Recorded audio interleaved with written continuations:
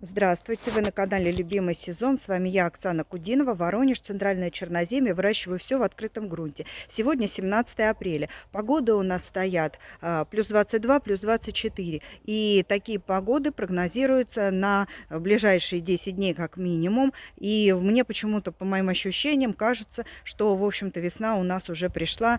И уже близок тот час высадки в открытый грунт моих овощей.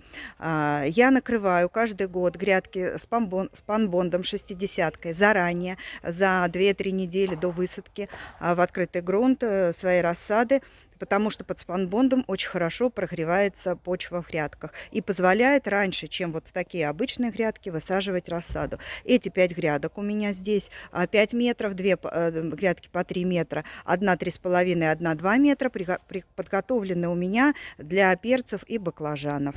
Буду высаживать. Рассада у меня уже достигла того уровня развития, когда ее уже можно высаживать, но вы в моих обзорах, наверное, видели. Поэтому я не буду с этим затягивать. Если в дальнейшем будут возвратные заморозки, я укрою вторым-третьим слоем, и перцы нормально это переживут. По опыту прошлого года. В мае 4 волны заморозков было. Перцы прекрасно все это перенесли и даже не поморщились. Так что, кто хочет побыстрее прогреть свои грядки, можете делать вот так. Способ проверенный.